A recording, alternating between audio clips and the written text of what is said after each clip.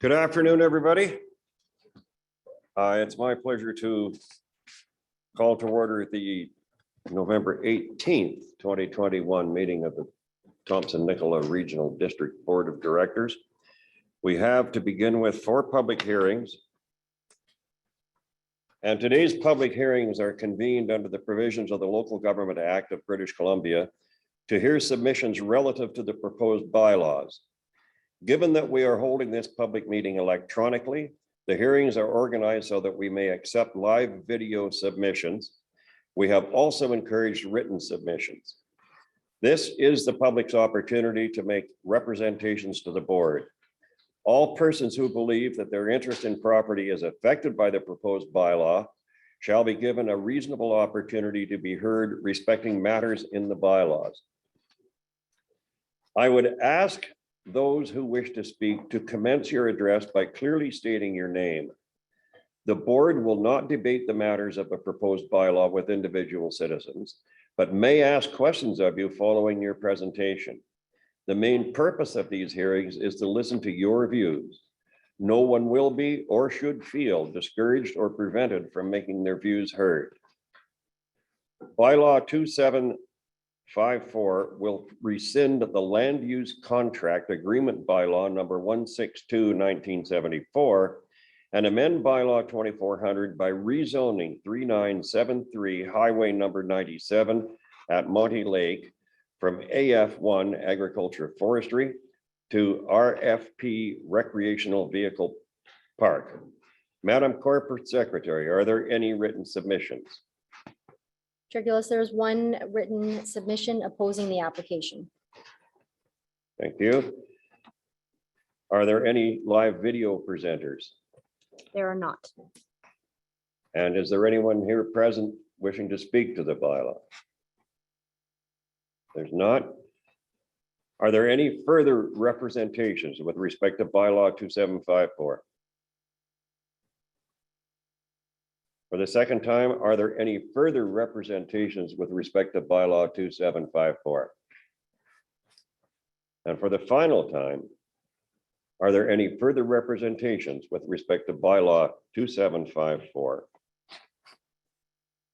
Hearing none, I declare this public hearing closed. Bylaw 2756 rescinds land use contract agreement bylaw number 308/1976 as it applies to the parcel at 3361 Lisconleth Lake Road and amends bylaw 2400 by rezoning it from AF1, that's agricultural forestry, to CR1, country residential. Madam Corporate Secretary, are there any written submissions? There are. We have received one piece of correspondence opposing this application. Thank you. Are there any live video presenters?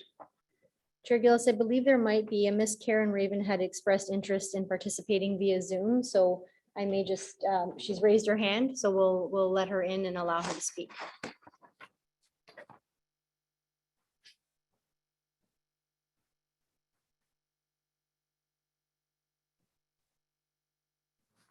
There would appear to be no live video presenter. You can go ahead, Miss Raven, if you're there now. I'm sorry?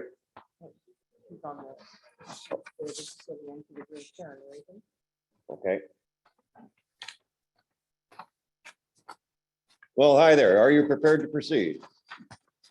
Yes. Please go ahead. Karen, it's Karen Raven. I'm here on behalf of my sister Sonia Raven and I. We jointly own the parcel in question.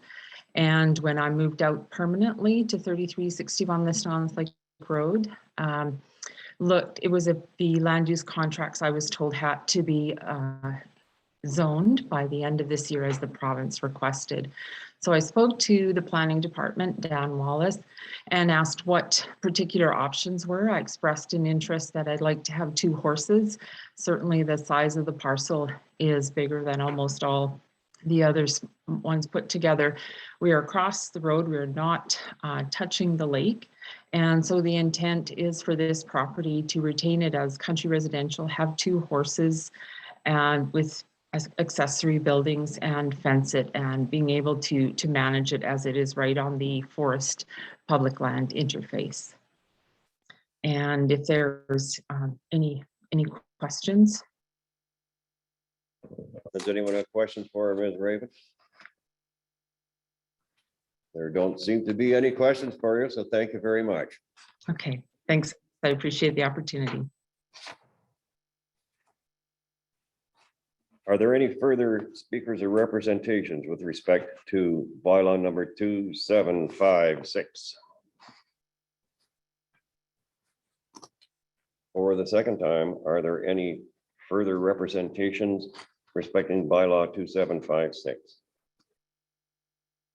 And for the third time, are there any further representations with respect to bylaw number 2756? There being no further speakers, I declare this public hearing closed. We have a couple more. Bylaw 2748 amends zoning bylaw 2400 on a site-specific basis to enable the construction and use of open-air amusement rides / attractions, including a miniature passenger train on highway number 97 at Horstings Farm. Madam Corporate Officer, are there any written submissions? There are, we received one piece of correspondence in support of the application. Thank you. Are there any live video presenters? We did have some residents express an interest in participating via Zoom, but we don't see them. We don't see them on here. Thank you. And no one is present in the building. Thank you, Madam Corporate Officer. Are there any further representation then with respect to bylaw number 2748? For the second time, are there any further representations respecting bylaw number 2748? And for the third and final time, are there any further representations respecting bylaw number 2748? There being no further speakers, I declare this public hearing closed. And finally, bylaw number 2755 rezones 81 Highway 97 from P2 institutional to RL1 rural to enable residential use on the land that formerly accommodated an institution. Madam Corporate Secretary, are there any written submissions? We've received no correspondence. No correspondence. Are there any live video presenters? No, they're not. No live video presenters and no one present in the building, I take it, who wishes to speak to this matter. Are there any further representations with respect to bylaw number 2755? And for the second call, are there any further representations respecting bylaw number 2755? And for the third and final time, are there any further representations respecting bylaw number 2755? There being no further speakers, I declare this public hearing closed.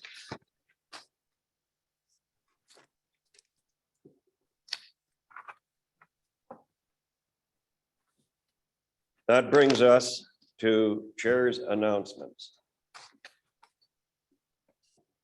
The TNRD acknowledges that we connect with many First Nation communities across our vast regional district, and today are located on the Secwepemc territory, situated within the unceded ancestral lands of the Secwepemc Nation. The TNRD appreciates the partnership that we have with the Secwepemc and respect the territory and land upon which we gather today. The Thompson-Nicola Regional District wishes to express its deepest heartfelt sympathies to all those communities and residents impacted by the devastating flooding and mudslides. Our Emergency Operations Center has been activated in response to the current flood situation in the region, and our thoughts are with our neighboring communities and elsewhere in BC that have also been impacted. We will provide whatever assistance we can to support recovery efforts. The TNRD Regional Library is pleased to announce the hiring of its second intern, a community support assistant. This follows the hiring of a marketing and communications intern this past spring. Both temporary positions are funded through the Young Canada Works and run through to the end of March 2022. Further details regarding the community services internship is in your folder. Now, we have received thanks, the gratitude of the Pritchard 4-H Club. I'm not going to read the messages in each of these, but we have heard from the Pritchard 4-H Club thanking us for our contribution.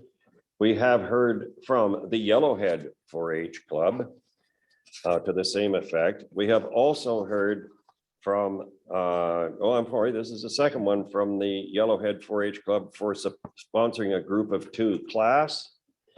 And finally, we have heard from BC Ag Expo, from Barrier, BC Ag Expo 2021, a nice card, and expressing their appreciation for our help in their 4-H efforts. We have some upcoming meetings and events. On the 16th of December, the Thompson-Nicola regular board meeting. And on the 17th of December, just so you don't leave too early for Christmas, if you can find a road to leave on the 17th of December, we have a committee of the whole meeting. The TNRD Regional Library Community Services Internship rationale handout you will find in your blue folders, together with any mail you may have. We welcome Alternate Director Sarai, who is attending this afternoon's meeting on behalf of Director Sinclair. I'm going to take this moment to remind directors, because of the difficulty we've had in the past with audio, for one thing, I'm reminding directors to use microphones when speaking and to turn them off when you are finished speaking. Also, our meetings are public and they're live streamed. So please remember to keep your extemporaneous comments to a minimum, and be aware, and this has happened, be aware that your off-camera mutterings may very well be broadcast live. So I'm just urging you to be careful with that sort of thing. Next.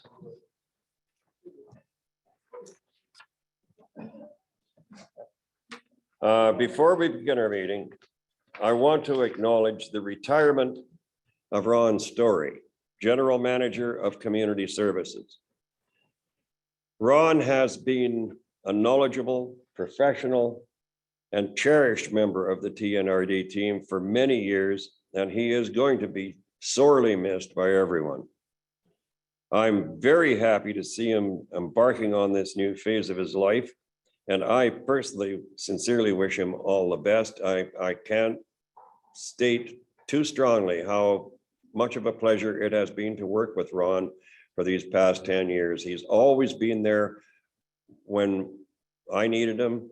He's always been willing to try to help, to find a solution to insoluble problems. And I, for one, am going to be among those who miss him sorely. Now, I understand Mr. Hildebrand has a few words to say on this topic as well. Thank you, Chair Gillis. Everyone can hear me? Okay. So I would echo those comments of Chair Gillis, and on behalf of myself and the entire TNRD administrative team, I would like to formally congratulate Mr. Ron Storey on his retirement as of today. Ron has been with the TNRD for nearly 12 years. I've only known Ron for a few years and have got to know him well over the last 16 months with me at the TNRD. Ron is a great team player and has built amazing relationships with his colleagues, with the board of directors, our suppliers and vendors, our provincial partners, and of course, the TNRD residents. Ron's knowledge of the TNRD operation and his business connections will certainly be missed, but he's only a phone call away. Ron is a very caring individual and has a passion for the business when helping others and making sure people get looked after appropriately. There are many examples of this, and this has always shone through with Ron and will be the legacy he leaves behind. So we're going to miss Ron's presence on the team, but look forward to him staying in touch when he's not wandering around the bush somewhere figuring out his next project. And only in true Ron fashion, I will say, and again, and I emphasize again, congratulations, Ron, and enjoy your well-deserved retirement. We've got just a couple tokens of our appreciation to give you, if you could accept those. So Ron, if I could actually just maybe explain this first, Ron is known for what we call his Ronisms. And he's got a lot of, he speaks a different language sometimes when we're in the EOC. So we've captured a whole bunch of those and framed it up for you along with a couple cards and then a gift card from the senior management team. So thank you so much.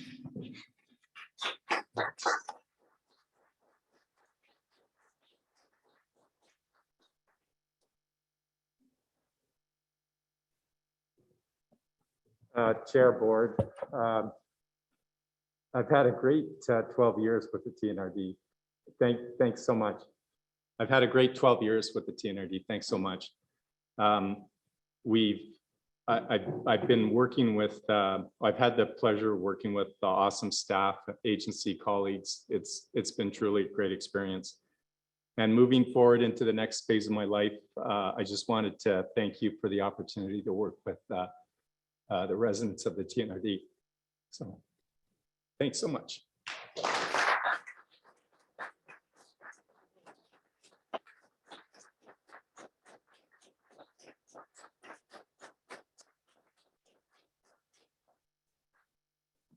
So can we still call him? Well, that was probably a camera people. Now what? What do we do with them gone? I don't know. Okay, that brings us to additions or deletions from the agenda. And I know there is one addition to the agenda. It will be under 10.1.10. Is that correct, Madam Corporate Secretary? That's correct. Ms. Sadilkova has an update for the board on a remedial action item. Thank you. We have minutes from the regular board meeting of November the 4th. Any discussion? All in favor? Carried.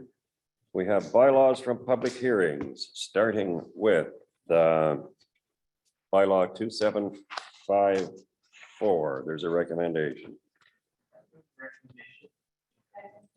Is there any discussion? Director Singh? Thank you, Chair. We're on the one in Monty Creek, the RV one, is that correct? Okay, I just question for staff. I note that the Ministry of Transportation was expressing some concerns around a density of 75 units, and that they're worried about vehicles ingressing and egressing from the property. Can we talk a bit about that and Yeah. see what they? Yes, I can, through the chair. So I just, if we can take a second, nobody spoke at the public hearing, but on page 3, there's a wonderful photo, 3 of this report, of this campground in the 1950s, and you can see Highway 97. And, oh, I'm sorry. It was a very local road. Currently, there are 36 units, RV and camping units on this property. They wanted more. Highways, because it is a controlled access highway, is limiting them to 45. That's been negotiated, so they will not get the 75. Okay, so that's already been taken care of through the Yeah. minutes. Okay, thank you. Yeah. Okay. Is there any further discussion with respect to bylaw number 2754?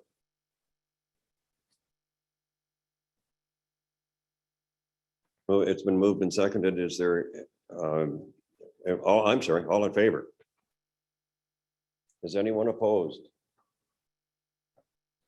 That's carried unanimously.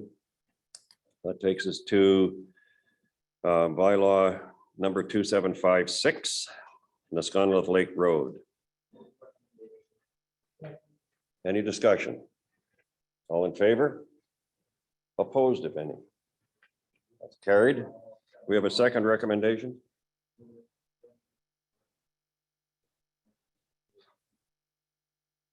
Sorry, Second. thank you.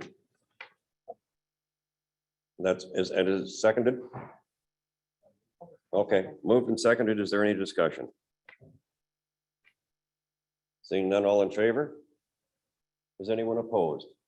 It's carried. That takes us to bylaw number 2748. Moved and seconded. Is there any discussion? Seeing none, all in favor? Any opposed? That's carried. And finally, bylaw number 2755. Moved and seconded. Is there any discussion? All in favor? Opposed, if any? That's carried. That brings us to delegations and invited presentations. There's a building infraction matter with Freddie Jecklin regarding a stop work order, and I was given to understand that Mr. Jecklin may be appearing. That's correct, Chair. Mr. Jecklin would like to address the board. He's available on Zoom right now.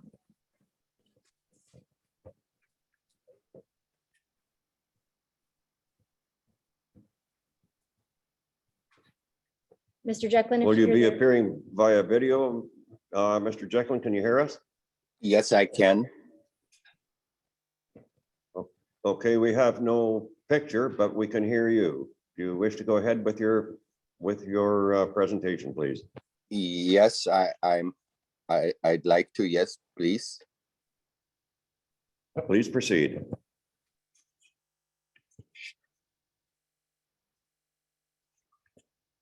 Just one moment, sir. I'm my Zoom. Okay, thank you, sir. Hi, I am the person in question, the landowner, and the mobile homes which are in question of needing a building permit belong to the tenant on the property. I have made myself available to the building permit chief inspector, Tony Bolton, and I've spoken to him. And I've made initial application, but it was the information was insufficient or not exactly what they wished. So I came to speak to Regina Development Services and also managed to gather information to what the TNRD is looking for in the building permit. Well, I received the necessary information for it, and I have begun gathering all the stuff. So I've been working towards this permit as required by the regional. And I was not aware that the park owner was responsible of providing a permit for the building, the mobile home owners themselves. Basically, what I'm saying is that the mobile homes in question don't belong to the park owner or myself. So I was not responsible that the park owner was not aware that the park owner was totally responsible at the end of the day. So now that I have made the necessary steps to make this application, I'm asking for some additional time to comply with all these necessary things that are required. And as well, I wanted to note that approximately 4 years ago, council for the TNRD asked me on behalf of the TNRD for some extra time to gather and arrange their defense case.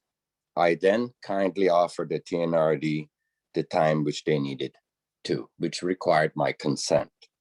Now I'm here basically asking for the same courtesy. I need a little bit more time with all these difficult times, especially with the COVID and the weather and the forest fires and all the conditions that we had to go through.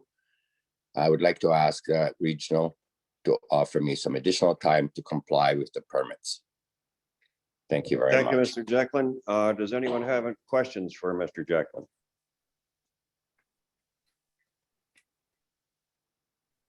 I'm not seeing any. Mr. Jecklin, how much additional time are you asking for? I would like to have it done within 30 days. Thank you very much.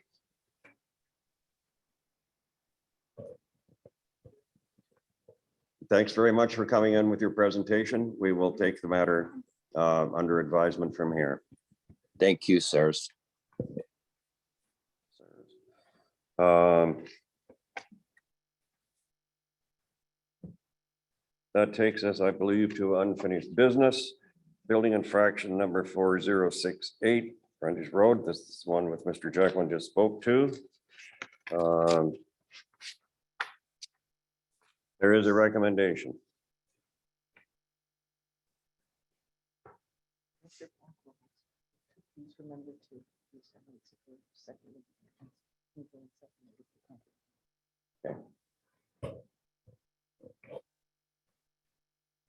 Director Watson.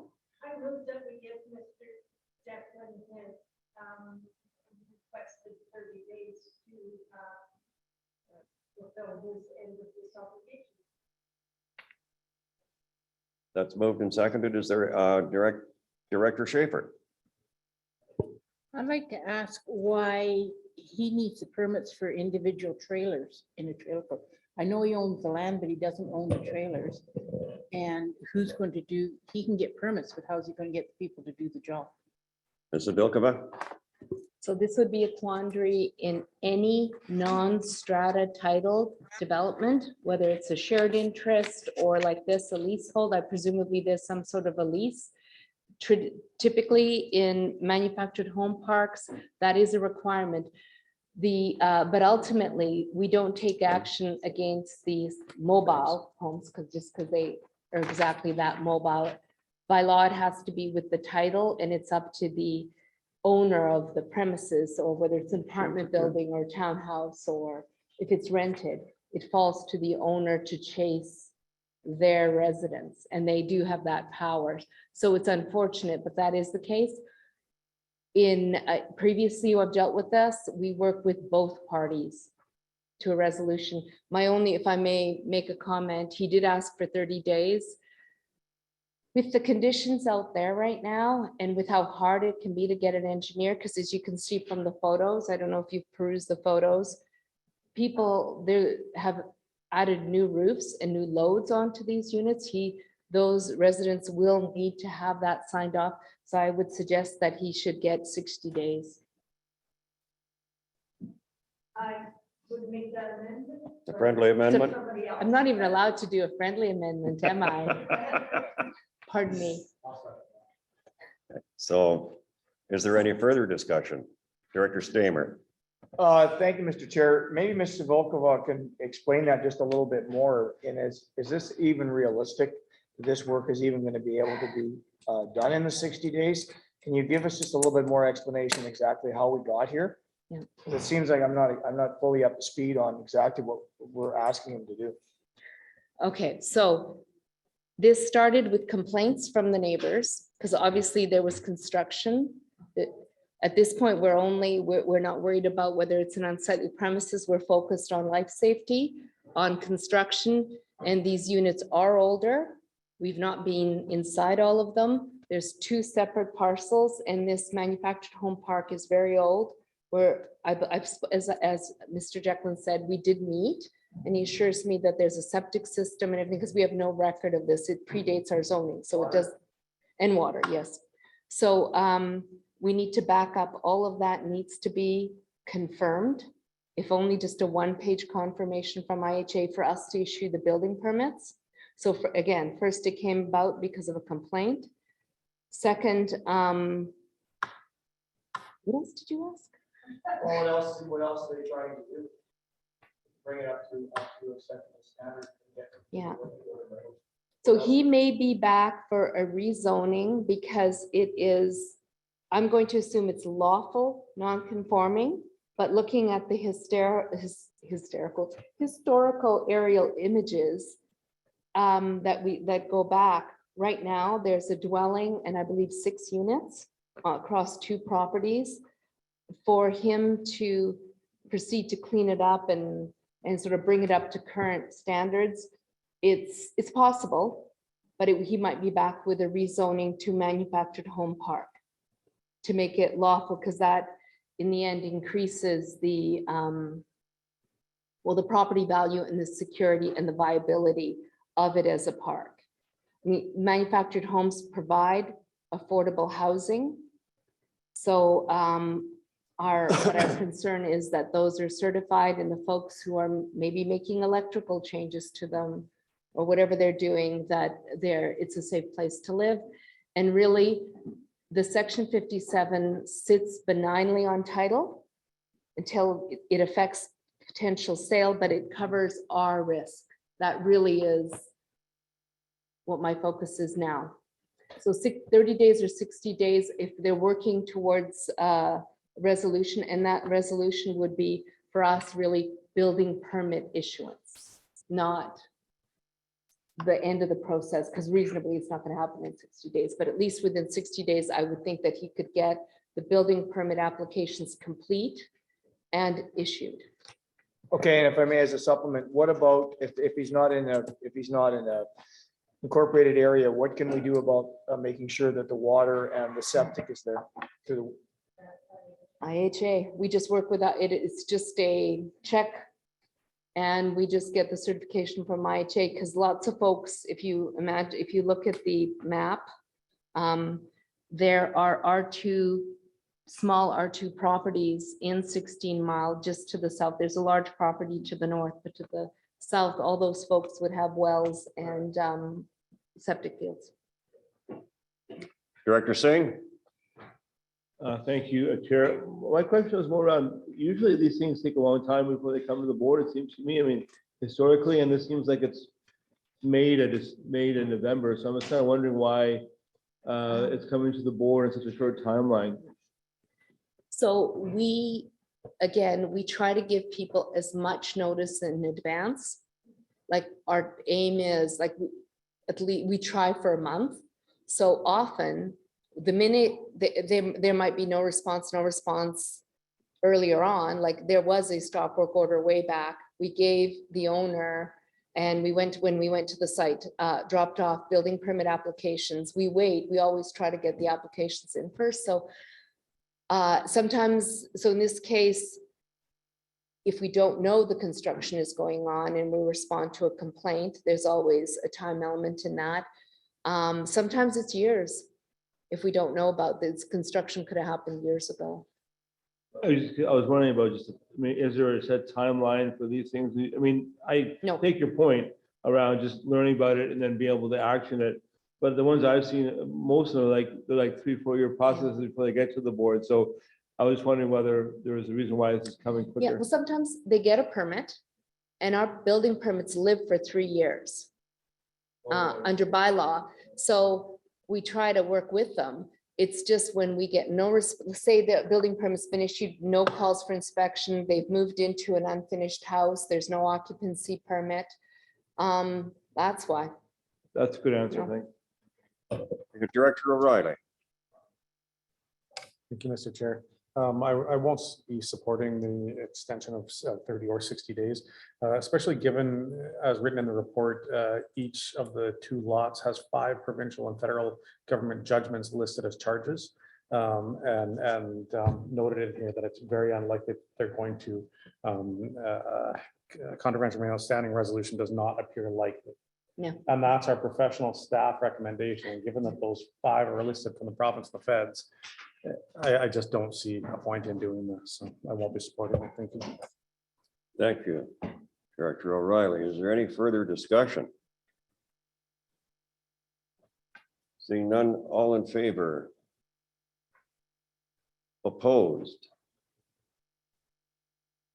I'm just going to repeat this The for motion is carried. I'm just going to repeat this for the recording secretary, Chair Gillis, so she can note the names. Can those who are opposed, please put your hands back up.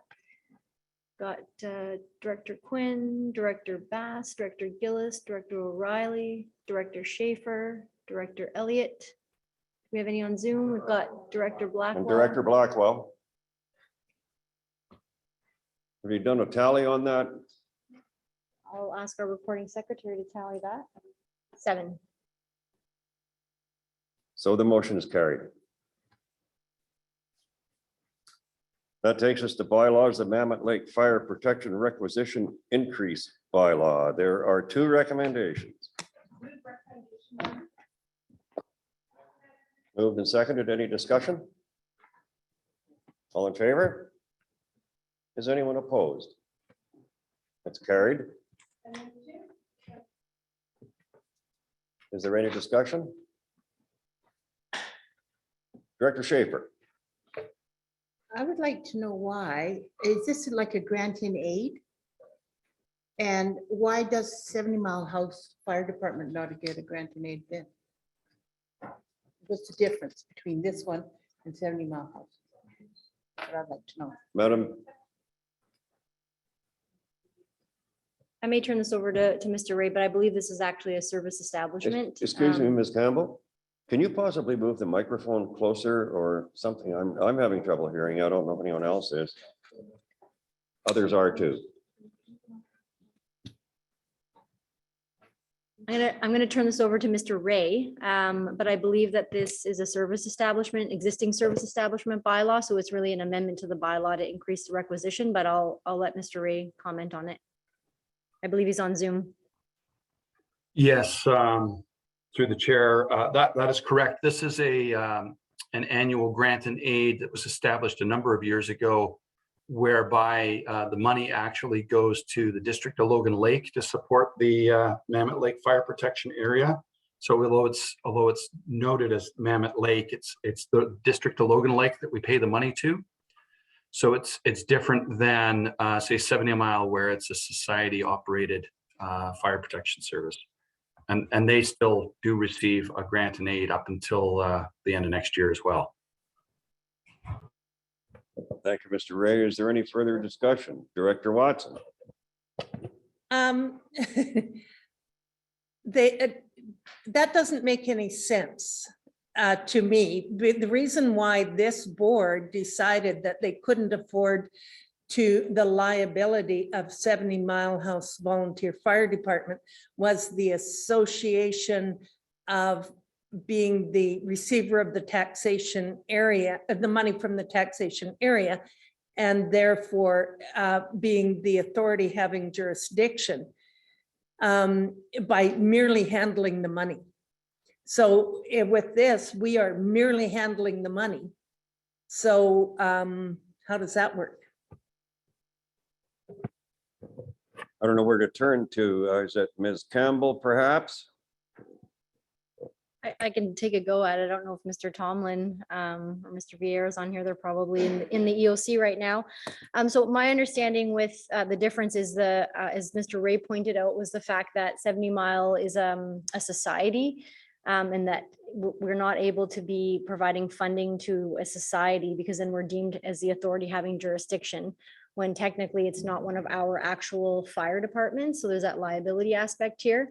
But if I'm understanding, and Mr. Ray can again speak to this, with this arrangement, it's actually not going to a society. It's actually going to the District of Logan Lake, which is a government entity.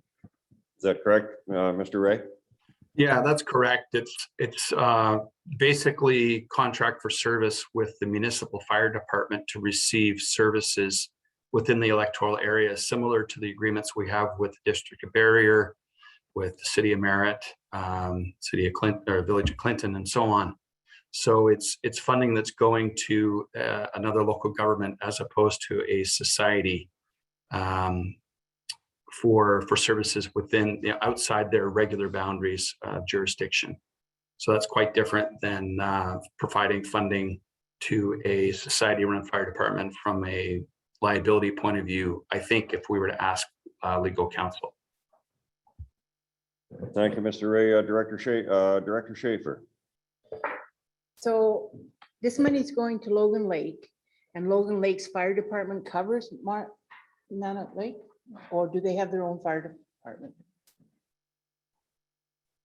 It's the Logan Lake Fire Department That covers that that covers area. the Mammoth Lake area. Okay, that makes sense. Thank you. Is there any further discussion? Seeing none, all in favor? Opposed? Director Watson is opposed. There's a water utilities rates amendment bylaw number 2757. I think this came out of a utilities committee meeting. There are 3 recommendations. Is there any discussion? Director Rothenberger. I never remember. Is this the part where I can ask questions, or do I have to wait till the next reading?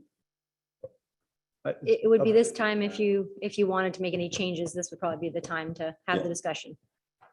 Okay, well, we'll see what happens here. My question is, Mr. Chair, just with respect to the Black Pines proposed rates within the new, within the bylaw amendment. The current structure for Black Pines takes into account seasonal differences between winter and summer. And there are two different rates set, or two different thresholds set for water tolls. I wonder why that has been removed, would be my first question.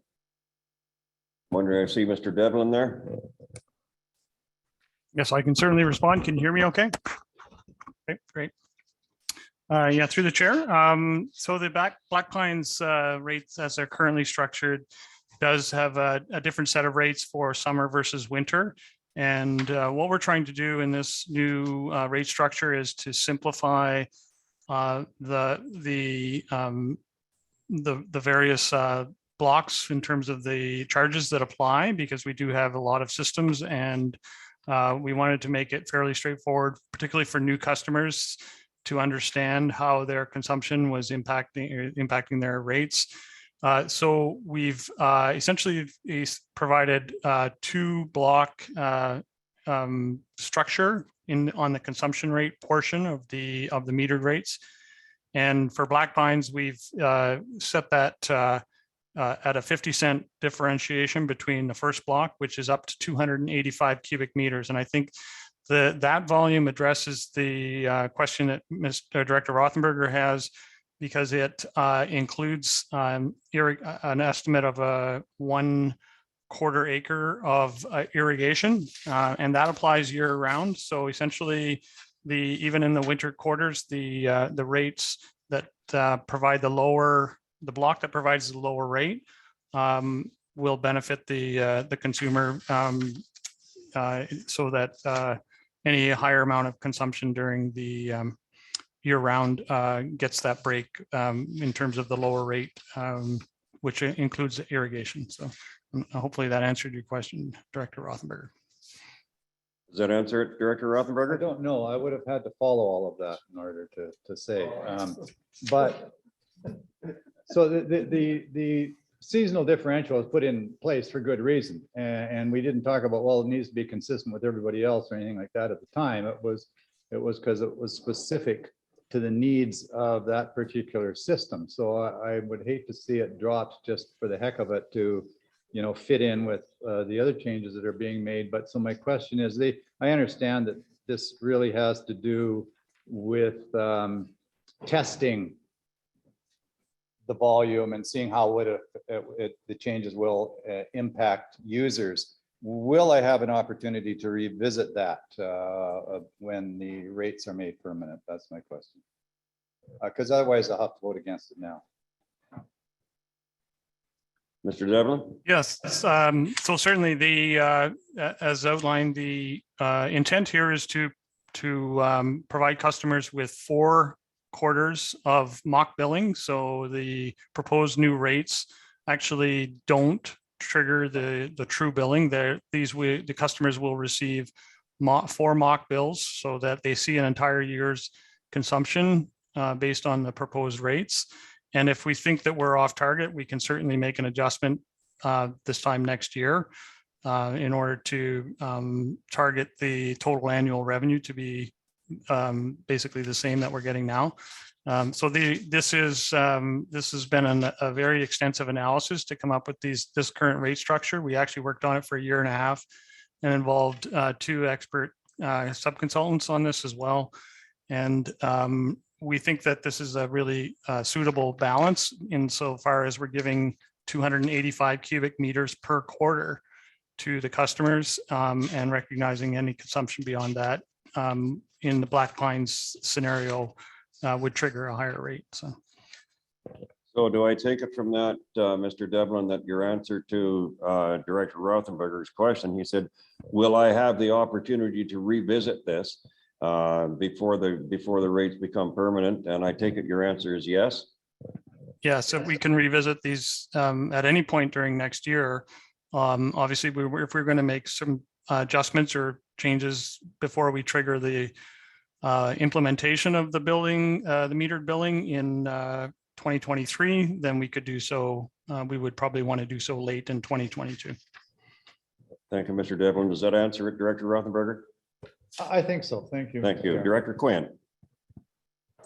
Thank you, Mr. Chairman. To Mr. Devlin, on page 2 of 6, we're talking about doing a mock billing along with the others so that people can gauge the difference. Are all the meters operational in the all systems? Sorry, getting very close. All the meters are installed. There was a firmware update, which has created a software resolution that Badger, which is the company that manufactures the meters, they're working on. So, but in terms of physical installations, there may be 1 or 2 left, but yeah, we're essentially done. Actually, my question was, are they all operational? So no, they're not all operational until this firmware resolution, firmware issue is resolved, which we're expecting an update on that next week. Oh, okay, thank you. Thank you. Is there any further discussion with respect to recommendation number 1? Seeing none, all in favor? Is anyone opposed? That's carried. Is there initiative? Number 2 is moved and seconded. Is there any discussion? Seeing none, all in favor? Any opposed? No one's opposed. That's carried.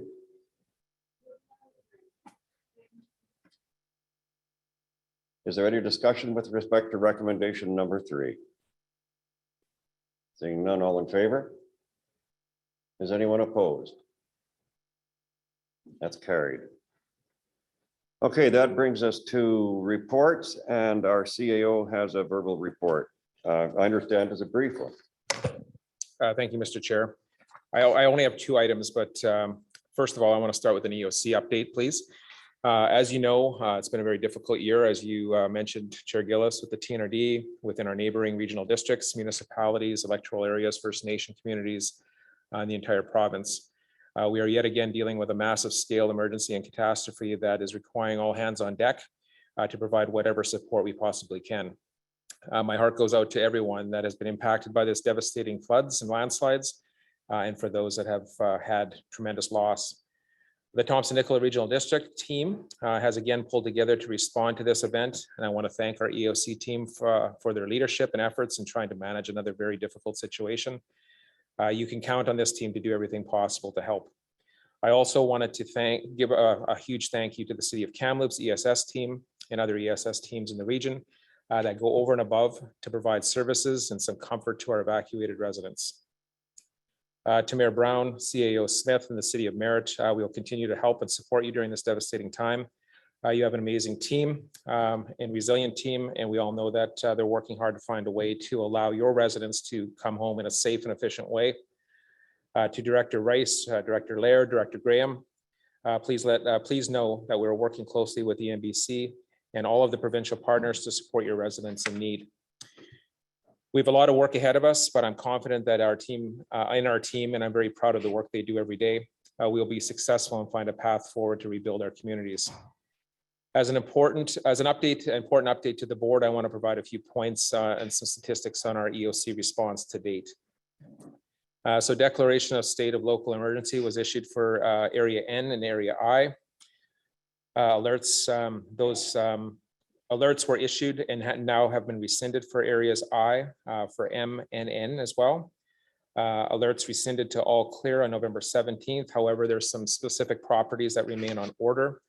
Specifically, in area N, evacuation orders issued for 2 specific properties remain, as well as the community of Brookmere. Electoral area I, evacuation orders issued for 337 properties, so 37 on Highway 8 corridor. To specifically talk about the Highway 8 corridor, RCMP helicopter was performing rescues from Highway 8 yesterday and continuing on those today. There's multiple homes completely destroyed. The number we have right now is 8. At least 1 person is missing, and the RCMP are investigating and working with us closely to try to find this individual. Damage to Highway 8 is extreme. Multiple complete washouts. Most bridges on Highway 8 have been completely destroyed. No estimated time for reopening, and it's expected to be low priority due to the complexity of the repairs needed. and the other competing priorities, of course, and no power or communications on Highway 8 as well. As for Brookmere, reports of extensive damage to many homes and cabins. TNRD assisted yesterday by performing emergency in-stream works to divert a creek back to its channel to prevent further damage. And there's no hydro in Brookmere. As far as Coldwater Road goes, extensive damage, including bridge losses, and we are aware of at least 2 homes destroyed in this area. That's included in the 8 that I've mentioned. And then Lower Nicola and Sunshine Valley area confirmed at least 1 home completely destroyed. TNRD and New Atch Band residents cut off from bridge washouts, and the Spias Bridge expecting to reopen later today to provide access to these communities, which is a welcome sight. So that's all I had from an EOC standpoint. So it's real unfortunate news, but we continue to work through that every day so far. And then finally, I just wanted to provide an update on our BDO forensic audit, and that continues to move forward, and we'll be sharing the findings of that publicly at our December 16th regular board meeting. So if there's any questions, I'd be glad to take those. Director Brown? I don't have a question, but what I do want to tell you is Scott relieved our CAO for a day, knowing that our CAO had been up all the night and the day, and I don't know whether it was another night and a day. He was up forever. And Scott relieved him. And the good thing was Scott was familiar with the Merritt area and the staff. And I just want to say thank you. That was, that meant a lot to us, and it especially meant a lot to staff. So thank you for that. Well, Director Brown, we knew he was a wonderful guy when we stole him from you. Director Elliott? Mr. Chairman, thank you. Mr. Hildebrand, do we have any concept of where our poor director is from Spence's Bridge? Yeah, he wasn't able to join us today. As I mentioned, there was no power. He's concerned about his home, and he felt it was best to be there. He wasn't able to zoom in either, so he sends his regards, but wasn't able to attend today. So, Mr. Chairman, I would like to really ask this board to send their thoughts to Director Rice. I think he had a pretty rough year, and this is probably the culmination of the last of the road to health. So I would like just to say hi. I don't know if we need a motion to that effect. I think we could probably all agree that that would be a good idea, and perhaps Ms. Campbell, you could help us look after that in your spare time. I sure can. Thanks very much. Director Watson. Just a little insight on the difficulties of living. They aren't living at their home. They left their home to go into Spence's Bridge and were unable to make it back to their home. So they had the clothes on their back. They do have a business in Spence's Bridge, so they have a place to sleep there, and they're running their business.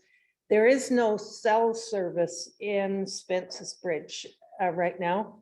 And so he has to drive several times a day up to the last spike, which is a highway cell service area, and communicate not just for himself, but for the rest of the people in his community. He has messages to take, and that's where you have to go to call an ambulance, the RCMP, anything. You have to drive up the road to the last spike to be able to, it's craziness. In order to zoom into this meeting, he would have had to sit at the last spike and hook his computer to his cell phone and use up God knows how much in data. It's crazy difficult, and if we can really figure out a way for them to get cell service in Spence's Bridge and to get to the isolated people, because some people are trapped. They're in between 2 slides or 2 breaks in the highway, and it's craziness. Thanks, Director Watson. I think that brings us to, sorry, Director Stamer. Thank you, Chair Gillis. I mean, I agree with Director Watson. I think we should be trying to send a letter either to TELUS or the authorities, because the same thing happened last summer. during the fires. There's got to be the technology, whether we're bouncing cell services from the bottom of a valley to the top or a generator. There's got to be something for some of these critical areas, particularly in these populated spots. We're not talking about out in the sticks. We're talking about, populated areas. You'd think that we could get an explanation from the government, at least on where they are in trying to get that essential cell service coverage for those emergency requirements that those people need. Why do we keep every 6 months having this conversation? Really, there should be somebody that can come up with a better solution than having to walk up a hill to try to get out on the cell service. Thank you. I believe Mr. Hildebrand has a comment on that. Just to further add to that, the REOC is certainly making that a priority, and we're working with TELUS to find a solution. We just haven't found one quite yet. Thanks, Mr. Hildebrand. Okay, that does indeed take us to 10.1.2. There is a recommendation with respect to the Canada Building Fund Westmold Community Hall.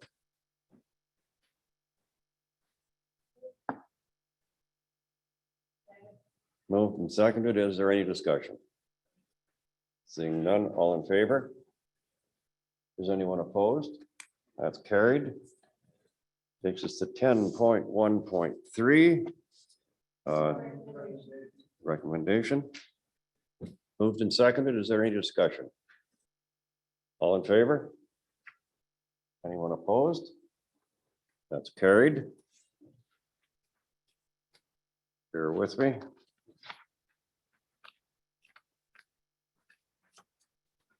That brings us to 10.1.4, and there is a recommendation there with respect to transfer switches for the community water systems in a number of areas. Any discussion? Seeing none, all in favor? Is anyone opposed? That's carried. Loon Lake Community Volunteer Fire Hall Design Build Contract Award. There is a recommendation. Is there any discussion? All in favor? Is anyone opposed? That's carried. Another one, Canada Community Building Fund areas M and N. There is a recommendation. Moved and seconded. Is there any discussion? Seeing none, all in favor? And is anyone opposed? That's carried. 1.17, Village of Clinton Wildfire Resiliency Plan funding. I think Ms. Campbell is going to address this question, and then we'll deal with the recommendation. Thank you, Chair. This may look familiar because it was on your agendas back in early November, but UBCM has some specific wording that they require for this particular resolution, so it's not holding anything up. They are still moving forward with the application from Clinton and the TNRD. They just requested that we actually just have the correct resolution provided to them. So that's what that is. Thank you. So this is just a housekeeping matter. Thank you. There is a recommendation. Move the recommendation. Is there any discussion? All in favor? Anyone opposed? That's carried. Building permit report highlights. There is a board report. Move for information. Is it seconded? Moved, seconded. Is there any discussion? Director Elliott. Mr. Chairman, I'd just like to point out that there's a couple of areas within the TRNR that are blooming and permitted areas for building. I don't know where they're getting their construction material, but their houses are going up like hotcakes. So there won't be a shortage of housing out in the rural areas. Thank you. I think I left that at discussion. So all in favor of receiving for information? Anyone opposed? That's carried. Property assessment value trends and impacts. We have a report from our CFO dated the 18th of November. Mr. Ray, did you wish to speak to that? Yes, thank you, Chair. I'll just quickly share my screen and you'll be able to see the PowerPoint presentation I've prepared, I believe. There we go. So this is a bit of a follow-up to the presentation I gave the board last year when I was asked to provide some information on sort of what's driving taxes in the TNRD. And we had a bit of discussion last year about it, and I wanted to delve into it a little deeper.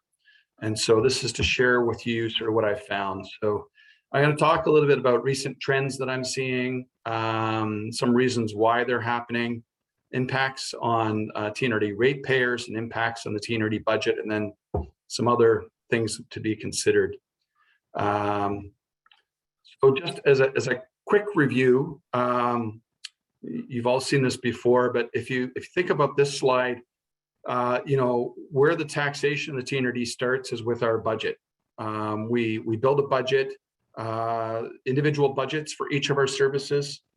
Many of them rely on property taxes, so we build up to what is that property tax requisition, and then we allocate those taxes that we need to collect to the different areas that are participating in each of those services. And when it comes to that allocation, normally it's based on the converted assessment values. So we get the gross assessment values from BC assessment. There's conversion factors that are set by the province to derive the converted assessment. And then, as most of you will recall, how we allocate who pays the tax is based on those converted assessments. So typically, we look at the percentage of the whole. And then within each of those areas, the different property classes, we determine how much of that tax we're going to collect from that property class, again, based on converted assessment. So if residential represents 60% of the total converted assessment for that particular area, they're going to pay 60% of the taxes. And then, of course, individual properties, we set a rate based on that, and then the individual properties are being based on their own individual assessment values. So recent trends in assessment values. I've shown you this graph a few times. This is basically the percentage of the total converted assessment in the TNRD that the residential class 1 properties represent. So if I go back here, I think you can see my cursor to 2010, it was just over 64%. And it began to drop so that by 2015, residential represented about 61%, and it's been climbing steadily ever since then, so that it's about 67% now. So that's a fair incline in a few years for the residential sector. This is a different way of presenting the same information. The blue bars are residential, the orange bars are everything else. So you can see where they're diverging, and the residential is getting larger and larger. There's bigger variance between the two. So, we discussed this last year. We looked at, what is perhaps behind that divergence, and kind of residential ends up being the last man standing. So if all the other commercial classes and industrial classes were to go away, residential would be the one paying the full bill. And we did have several mill closures and some other shrinkage and so on, but I wanted to really investigate more deeply what's really driving the change. So I had a look at what's happening in other regional districts. And so this chart compares us, the similar data for other regional districts. And I just picked a handful of neighboring regional districts. We're the red line here. Again, same information, right? In 2015, residential converted assessment represented about 61% of the total in the TNRD, and now it's up to about 67. The orange here is the Caribou. There's a similar incline, I think maybe even a little steeper. The blue is Fraser Valley, so they obviously had a big bump, and then it's come back down again. But East Kootenay's been, growing, and Okanagan-Similkameen growing. And generally, in the discussions I've had with some of my peers and with BC Assessment, this is pretty much, BC wide. And I think you'll see, it's reflected in the recent federal election, where the housing crisis became an election issue. We've talked for years about the growing values of homes in Vancouver, pricing them out of people's reach. This is all kind of a reflection of that similar trend. So, and this is small, so I've actually enlarged it a little bit, but this is basically looking at the actual dollar values, not just as a percentage. So this is TNRD wide, taking the data from the BC assessment reports back in 2015. And you'll see like all the numbers are listed here. They're all crunched together, but they're in a table down below. But it gives you an idea of the actual numbers. So this top blue line is residential again, and it's grown from about 1.6 billion in 2015 up to 2.4 billion in 2021. This next blue line is class 6 business and other, and it's grown, not as much. It's gone from 558 million to 692 million.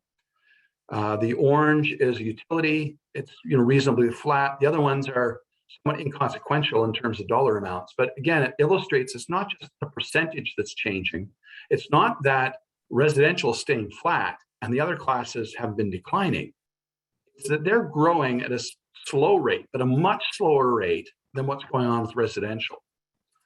And I did a quick table here just to show you in terms of, I just compared 2015 converted assessment for residential to 2021. It's grown by about 52%. Now, the next largest sort of numerical change here is business. It's grown, but only 24%, so less than half in terms of percentage. There's some other larger percentage numbers, but the dollar figures are rather inconsequential, so reflected as larger percentages. So what we're seeing is a significant growth in the value of people's homes, whereas the commercial sector isn't seeing a similar growth. And again, you can see that by the way this line is shaped compared to these lines. Now, I guess one other thing to point out, if you're looking at that growth in residential, there's a couple of things that could be contributing to that. One being new development. If there's our non-market change that BC assessment reports, which would be new houses coming on board so that we've got new construction and new taxpayers being added to the tax pool, or it could be properties that are moving out of one property class and into class 1 if their use has changed. But so BC assessment provides us with reports on that new growth or non-market change, as they call it. That's the blue in this, and this is the cumulative growth. So if I just take what is the change in 2016 to 2015, how much has the converted assessment grown, residential, and then the next year I take the 2016 and I add 2017, and then 2018 and 19 and so on. I'm adding the impacts of the previous years and adding the new growth in the next year as well. You can see that by the time you get to 2021, most of the increase in the assessment is attributable not to the blue non-market change of new properties coming on board, but basically sales. It's BC assessment looks at a number of things, and I'm not a economist. I haven't worked for BC assessment, and I'm not a realtor, so this isn't my particular area of expertise. But reading these reports and having talked to BC assessment, when they're showing the market change in assessment, that's basically looking at houses have been selling. They've been selling at higher values than they were before. So what do? They increase the assessed value of the similar homes. So I also, and there's a lot of information I'm presenting here. I'm trying to go through it fairly quickly, but I will present or provide the slide deck as a PDF if board members want to review it at their leisure later. But I'm just trying to sort of paint some broad strokes here. So this is, I looked at the Kamloops and District Real Estate Association website. They had a number of good articles that they had published on what's driving the increase in the sales values they're seeing. And they also had some links to, this is the from the Canada Real Estate Association, the MLS Home Price Index. This is actually a pretty good tool. Sorry, turning down my ringer on my phone. This is the website link if anyone wants to check it out. But it's a web-based interactive tool. You can plug in particular data and it provides it to you in a number of different ways.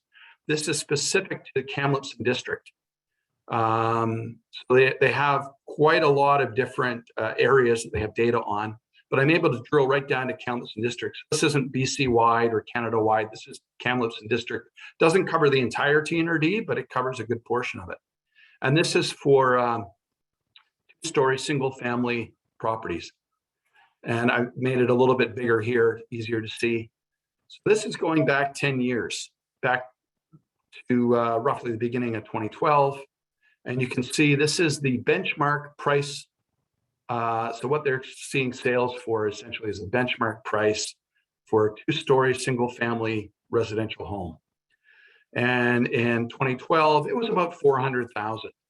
And of course, it's not going, completely in a flat line or anything. It's up and down.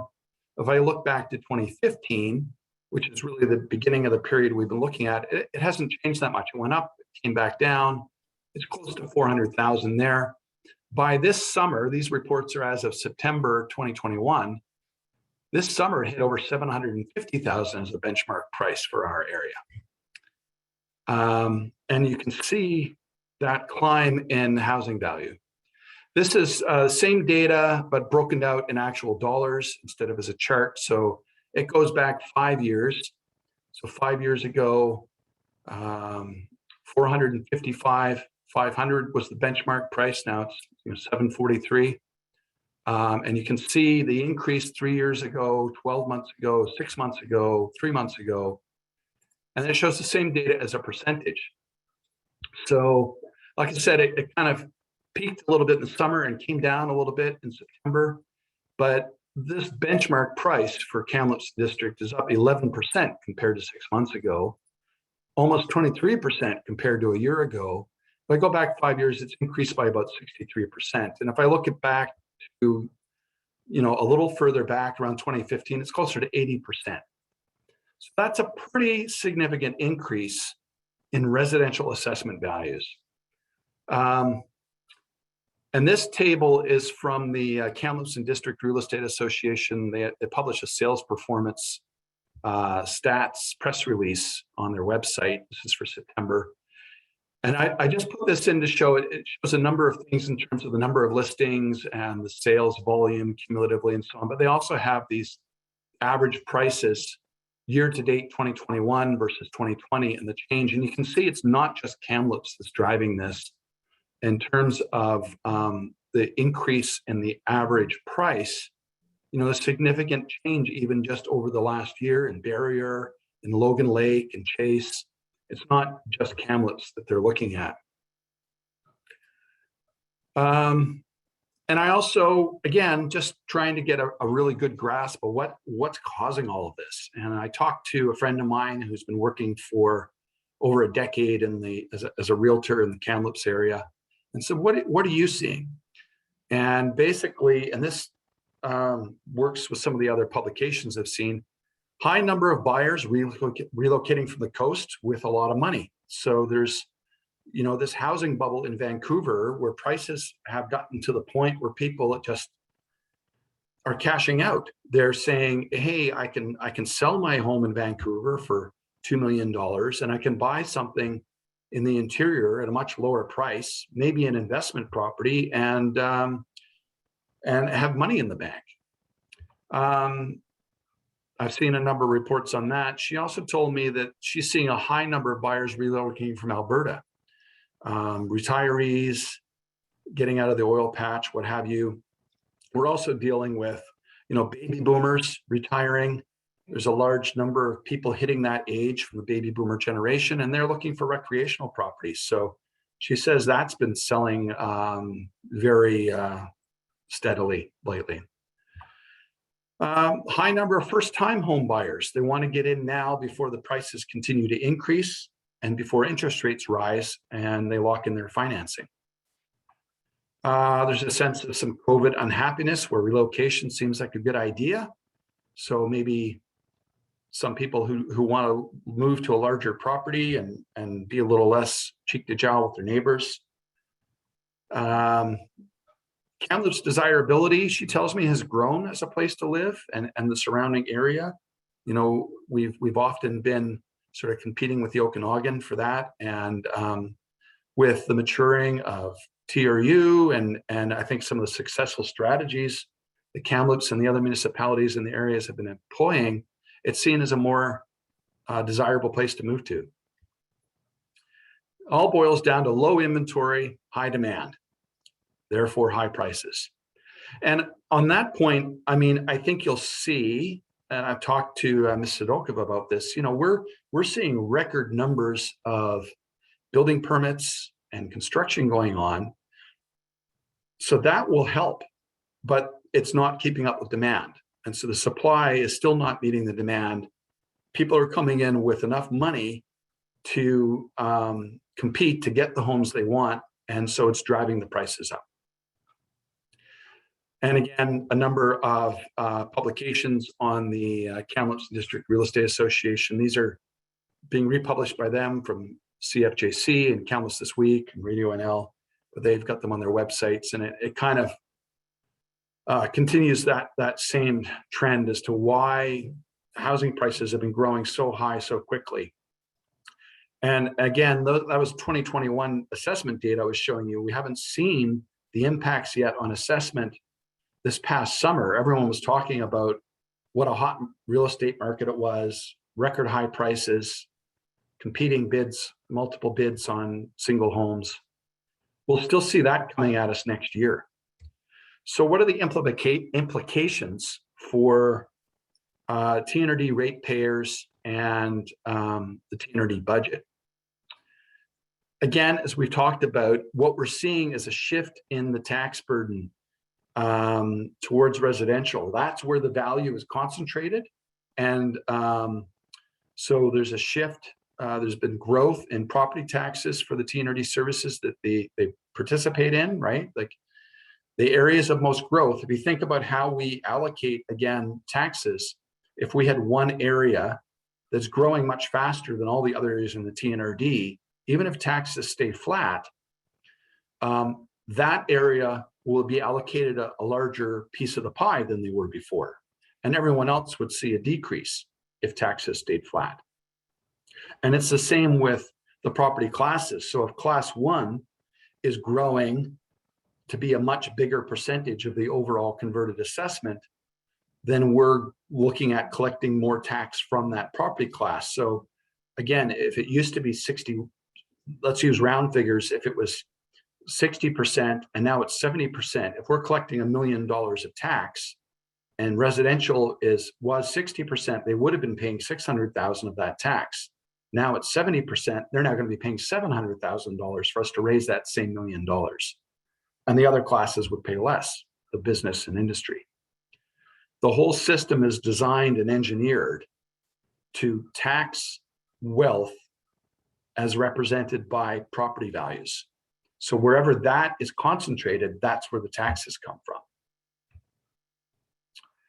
If all the properties of all classes had similar increases, it wouldn't be a problem. If all of the different classes all saw an even rise in taxes, then their proportionality wouldn't change. But what's happening is the proportionality is shifting heavily towards residential. That's not the case. So that's shifting the tax burden to residential properties, even if taxes stayed the same. If the regional district had the ability to rebalance the tax burden between property classes like municipalities do, that would be less of a problem. The municipalities, they set the rate. They look at how much of the taxes And I recognize this is simplifying it greatly, but generally they look at how much of the taxes should we be getting from industry, should we be getting from business, should we be getting from residential? And if you saw a growth in the assessment in one, they could rebalance the rates to keep the proportionality the same. We don't have that ability. It's completely driven by the conversion factors that are set by the province, which haven't changed in decades. So we don't have control over that. What we control is our budget. And everything else is how the property tax system is engineered to drive the taxes to meet that budgetary need. One ray of hope I noted, I do understand from some recent webinars I've attended that there's some work being done at UBCM discussing changes in municipal financing tools and processes, and they're kind of re-looking at that whole property tax system and how local governments are able to fund their services. So, you know, maybe there'll be some change coming, but that's still yet to be determined. So that's talking in terms of the taxes we're collecting staying flat, but they haven't been staying flat. So this table I've shown you before as well. This is comparing what we actually collected, our total tax requisition for all services in 2015 compared to 2021. And, you know, comparatively from this number to this number, it's dropped by about 1.3 million in that time. And that's with the number of services staying relatively consistent. We did take on some additional fire departments and so on in 2019, but relatively speaking, this is all services. The number overall of services has stayed relatively consistent. So we've actually been decreasing the taxes that we've been collecting. And this is the cumulative impact of those decreases. If instead of doing this, if we had just kept taxes flat from 2015 across the board, cumulatively, we would have about $4 million in the bank today, more than we do. Because as each year we've collected less and you add it up, what the difference is year after year, that's what it adds up to.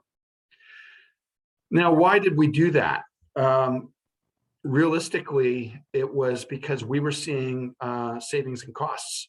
We saw, especially in the solid waste services, where we were able to negotiate some better contracts, and with implementing the 10-year solid waste management plan, we were able to see some cost savings. So we passed that on to the taxpayer.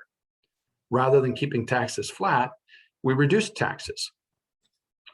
I showed you this table a couple of years ago as well, and it kind of reflects that. If you remember that one of the earlier tables I showed you with residential as a converted assessment, in 2010, it started about 64%, and then it dipped down to 2015 and low, and then it was growing again. So if you compared 2010 to 2020, the percentage that converted assessment for residential reflected was similar. So there's sort of two comparison points where you've kind of eliminated the impact of the shift in the assessment values and how much of it is coming from residential, and comparing it a little bit more apple to apple. And if you look here, so in 2010, this is the same calculation I show the board every year. It's basically taking the gross residential assessment for each of the areas, dividing it by the number of property occurrences according to the BC assessment reports to come up with an average assessed value. And then we look at what taxes we need to collect for the different services that area is paying taxes towards, and calculate the rate to collect the correct amount of tax from the residential sector in that year. And so the rate's going to change depending on the value of the property and the amount of the tax. But you can see here in Kamloops's case in 2010, with that calculation, the average assessed value for the residential sector, 320.5. In 2020, it had grown to 456.3. And then we calculate based on the rates what the average, if it's at this average value, what they pay in tax. And so in 2010, the average residential property, the average value of $325.32 would have paid about $114.37 in TNRD tax. This isn't all of the taxes. They're also going to be paying tax to the city for school tax and hospital districts and so on. This is just TNRD tax. Based on the larger assessed value in 2020, it would have risen to about 133. That's an $18.65 or 65 cent increase over those 10 years, about 16% or about 1.6% per year. Every other municipality listed on here shows a decrease. And why is that? Because we decreased the total taxes we were collecting, especially in the solid waste service, where back in 2010, I think we were charging something like $8 million a year in property taxes for that service, and now it's down to about 6.5. Kamloops doesn't participate in that service. They do their own solid waste service. So they wouldn't have benefited from those reductions in that service, but everyone else did. And likewise, for electoral areas, there's the same data. 2010 average residential values, 2020, average taxes in 2010, average taxes in 2020. Most areas saw a decrease comparatively. Some areas saw some increases, but when I looked into those generally were new services that were added, that were being taxed for in 2020 that weren't there in 2010. So just comparing 2020 to 2010, people on average seem to be paying less tax than they were before. But if you look at it just compared to 2015, when that curve changed year after year, even though we've been decreasing taxes since that point, residential taxpayers have been experiencing it as a tax increase each year. So what are we taking away from this? What I'm seeing, there's a real and growing need to increase taxes to fund TNRD services properly. And this isn't the best time to be saying this, and it's not going to make me popular regardless of natural disasters, because there always seems to be something. We've passed on that cost savings to the taxpayer, but now we're finding ourselves faced with increasing costs that we need to start increasing those taxes again to properly fund them. Our infrastructure is aging. There's more and more demand for more infrastructure. We've talked this year about a new library branch. We've got repairs and renovations to the civic building that need to happen, a new roof, a new HVAC, new fire halls, new trucks. We rely heavily on grants from the province and the feds to fund a lot of this infrastructure, but we don't always get the grants approved. We did apply for one this year for the civic building. It wasn't approved. The more we add, the more operating costs we add. So, when we add a new library branch or a new water treatment plant, there has to be staff and there has to be heat and electricity, and all the other costs continue to grow. And there's a rising work demand for additional staffing resources. The board, and I'm very generously or thankful for this, very generous that the board recognized that and did recently approve 4 new additions to staffing resources, but that need continues to grow. And I'm seeing our savings shrink rather than grow. In the last few years, we've been spending our reserves rather than growing them. Inflation was brought up this morning. Inflation is going to hit us as hard as everybody else. Just yesterday, there was a headline in CBC, and sorry, I don't want to take up too much more time. I'm almost done. But the headline basically said, inflation Canada-wide is jumping to 4.7% higher than it's been seen in 18 to 20 years.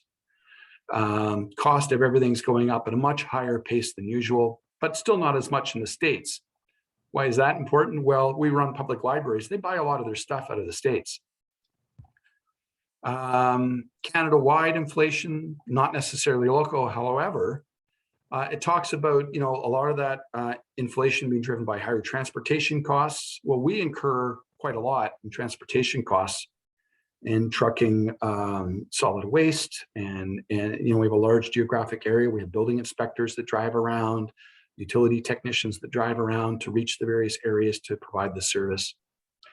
Labor shortages have slowed production, ongoing supply chain challenges, all the stuff you've been hearing about in the media. BC Stats just released its October 2021 CPI report, echoes a lot of the same thing. Comparing the index for October 2021 to 2020, it's a 3.8% increase unadjusted. Transportation being a high driver of that. Reading and other printed material, they show as being up 4.7%. Again, we run a public library, so that's going to impact us. We've generally followed a strategy of allowing for small incremental increases in the base property taxation rate in line with annual inflation. And this was intended to offset the impact of inflation on budgeted expenses and maintaining a consistent pattern to tax increases over the long term, focusing on Class 1 residential property tax rates, with everything else being a multiple of that. Operating reserves are adjusted annually to take advantage of new growth. And any unexpected revenues and surpluses could also be added to those reserves.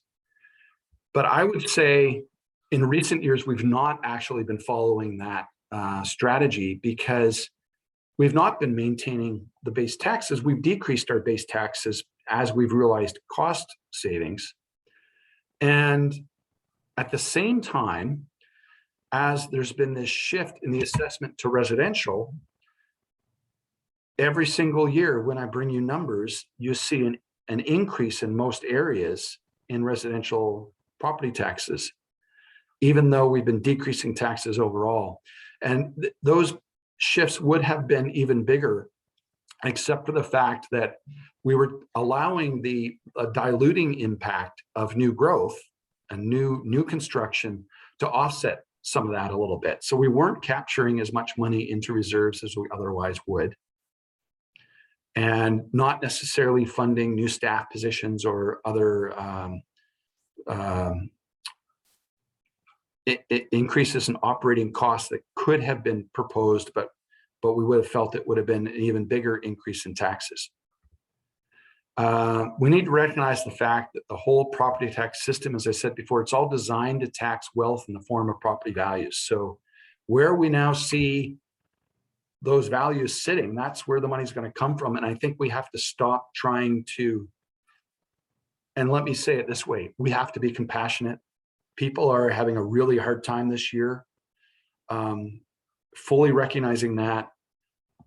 But I think I'm starting to recognize here that we can't fight the system we've been given. The system we've been given is designed to obtain the taxes from where the values lie. And we've been trying to slow down the migration of taxes to the residential class by not capturing that new growth.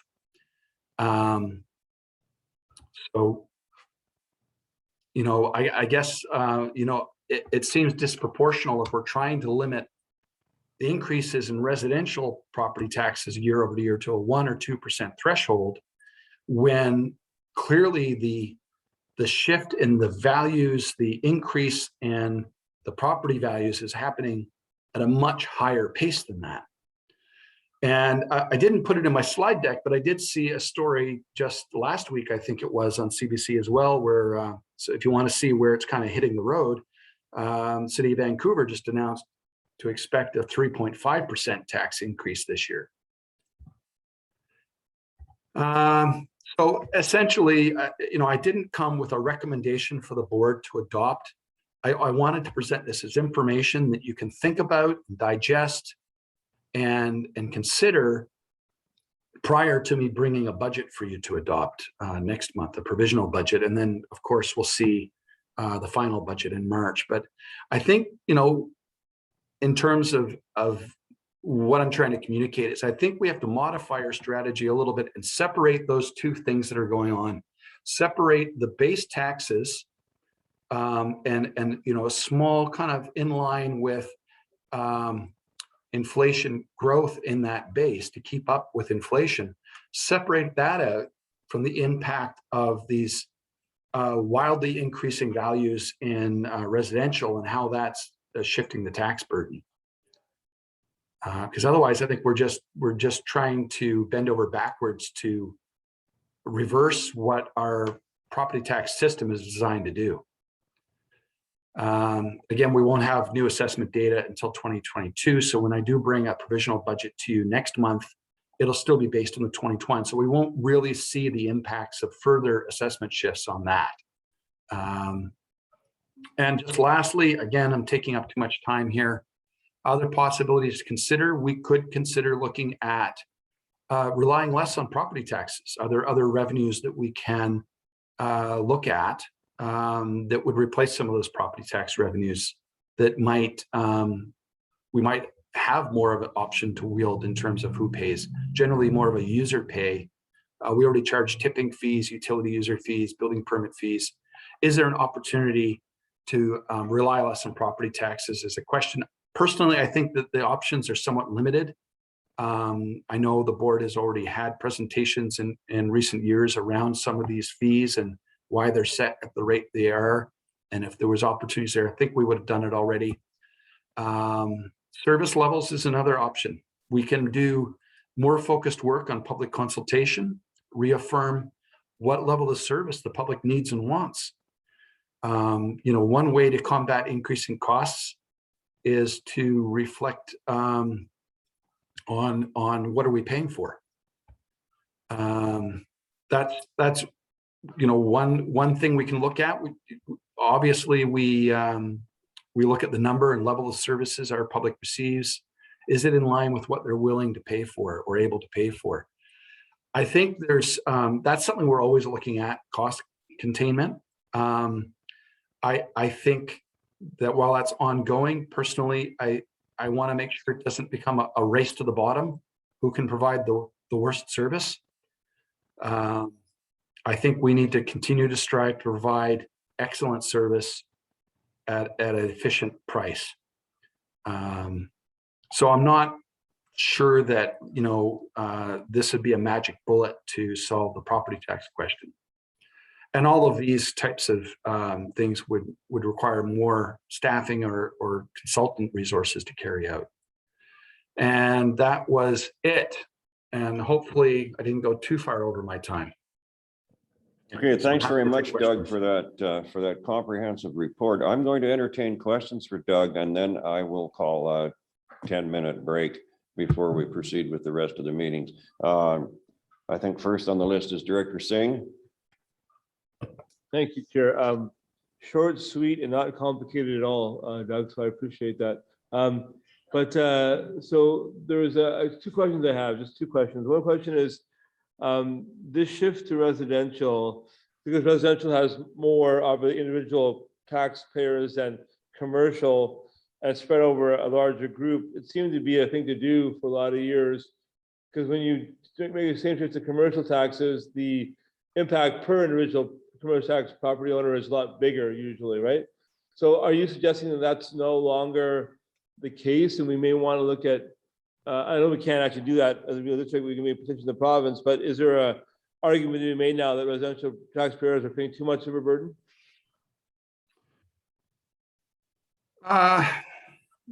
Sorry, I'm just trying to get my screen to work properly here and make sure that you can hear me. So I think everyone can still hear me. Yep. Yes, we can hear you. Yeah, so I don't know that it's a question of whether people are paying too much in tax. It's a question of we've decreased the taxes in total that we've been collecting. I see a need to reverse that trend. I just don't think it's sustainable in the long run. So we need to set 2021 as a new base level and look at increasing it going forward. But that ends up obviously being reflected as a tax increase to the existing taxpayers.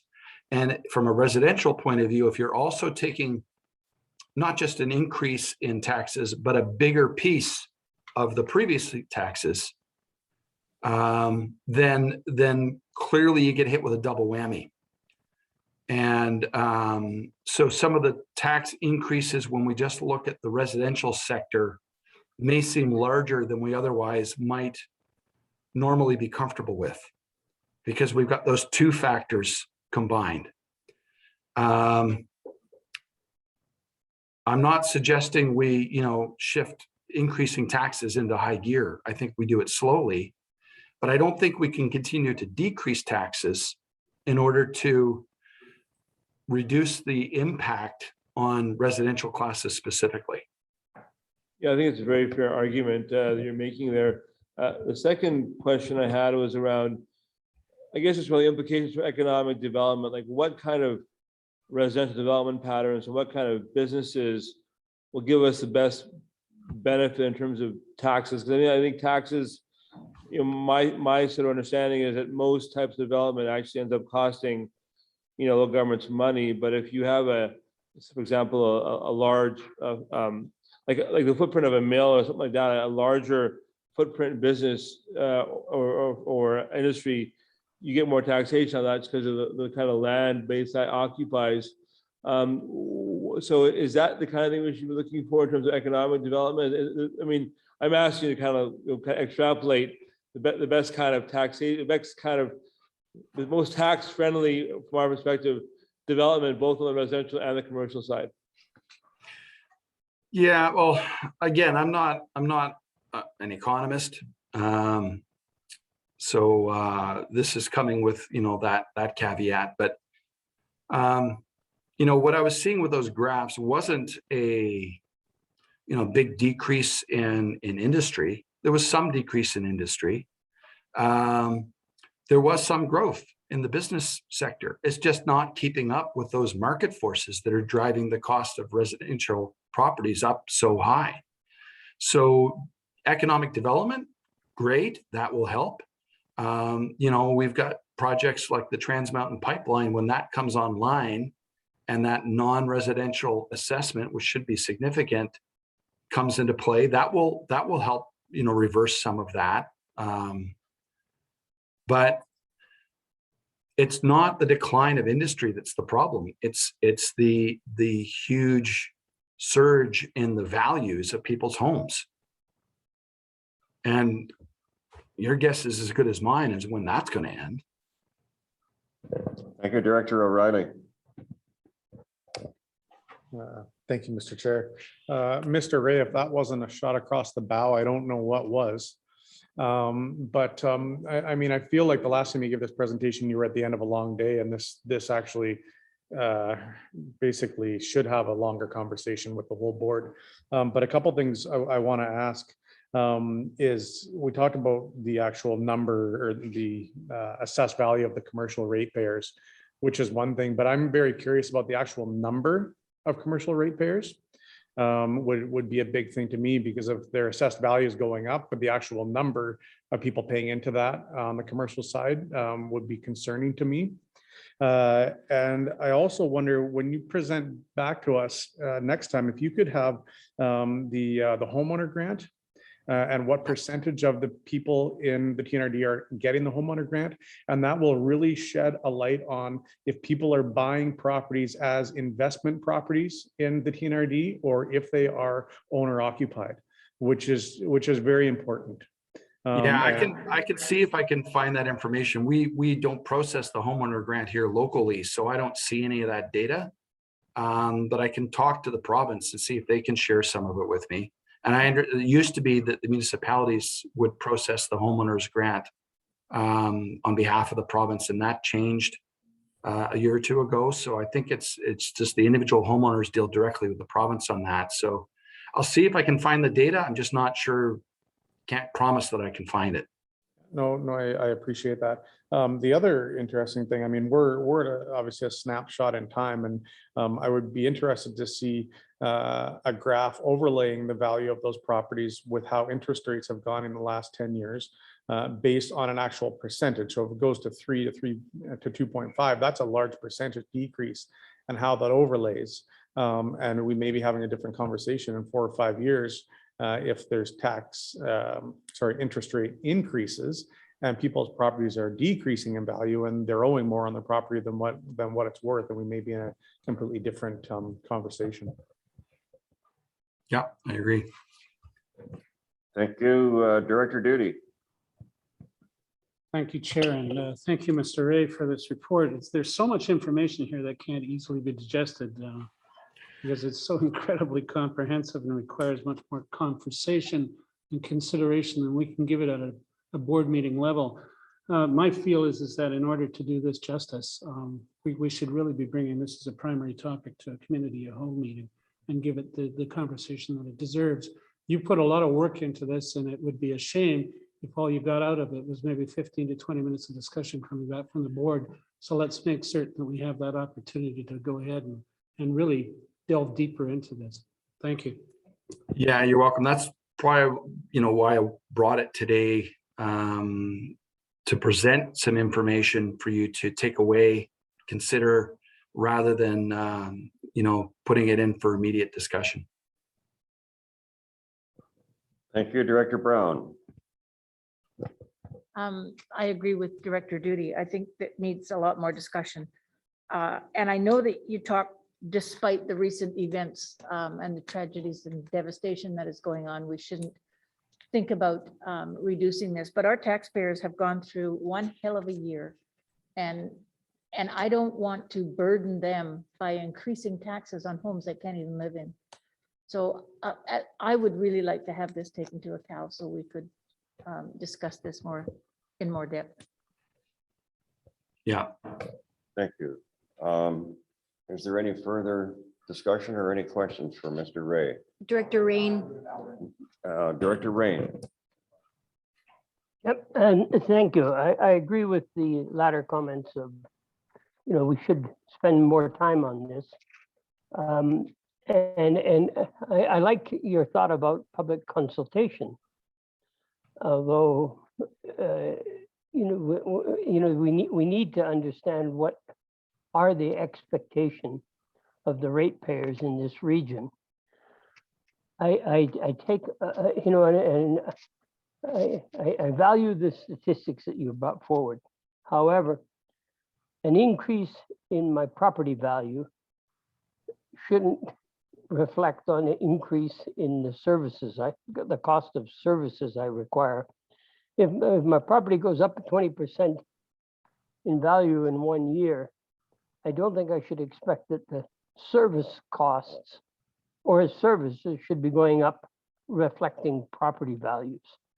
I appreciate that property values have distorted the shift between residential and commercial and industrial, but we need to go back to saying, what are the services that people are looking for, and present those costs, not the costs of increased assessment values. I mean, if in any municipality or in a regional district, assessments go up 20%, we adjust the rates so that we can balance to what we need in budget. So there's a bit of hocus pocus in looking at what are the property assessment values. What we need to look at is, what are the services we have to require? What are the anticipated costs over the next 5 years and or even 10 years? And then does the public agree with us? Do we have public support to do those things? Thank you. Director Blackwell.